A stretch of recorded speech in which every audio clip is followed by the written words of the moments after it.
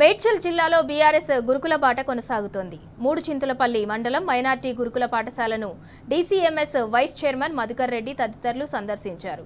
విద్యార్థులకు పెట్టే భోజనం, వంటశాల పరిశుభ్రతను పరిశీలించారు. విద్యార్థులకు నాణ్యమైన ఆహారాన్ని అందించాలని సిబ్బందికి సూచించారు.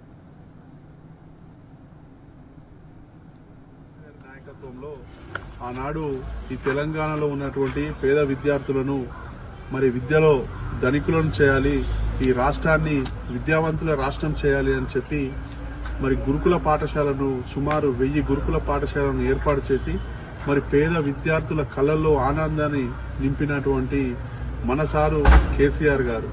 కానీ ఈరోజు పరిస్థితులు చూస్తుంటే రాష్ట్రంలో ఆనాడు గురుకుల పాఠశాలలో సీటు కావాలంటే దొరకలేని పరిస్థితి ఉండే పరిస్థితి ఆ రోజు వచ్చింది.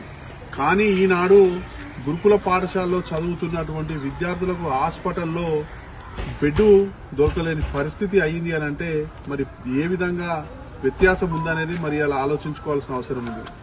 ఎక్కడ చూసినా రాష్ట్రంలో ఫుడ్ పాయిజన్ కావడం, విద్యార్థులు వందల సంఖ్యలో అస్వస్థతకు గురి కావడం, కొంతమంది విద్యార్థులైతే చనిపోవడం, సార్ను తీవ్రంగా కలిసివేయడం, దానికి అనుగుణంగా లేదు ఆ విద్యార్థులను కాపాడుకునే బాధ్యత నాదే అని చెప్పి ఈరోజు బీఆర్ఎస్వి ఆధ్వర్యంలో రాష్ట్ర వ్యాప్తంగా ప్రవీణ్ కుమార్ గారి ఆధ్వర్యంలో కమిటీ వేసి 1వ తారీఖు నుంచి 7వ తారీఖు వరకు పాఠశాల సందర్శన చేసి ప్రభుత్వానికి బుద్ధి చెప్పే విధంగా మన బీఆర్ఎస్వి నాయకులు పనిచేయాలనే ఆదేశంతో ఈరోజు ఈ మూడుచింతలపల్లి మండలంలో ఉన్నటువంటి మైనారిటీ రెసిడెన్షియల్ గురుకుల పాఠశాలను సందర్శించడం జరిగింది.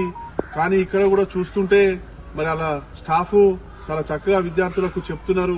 కానీ పైనుంచి మాత్రము ప్రభుత్వము నుంచి అరాకొర సదుపాయాలు తోని కూడా లోటుపాట్లు కూడా కనిపిస్తున్నాయి.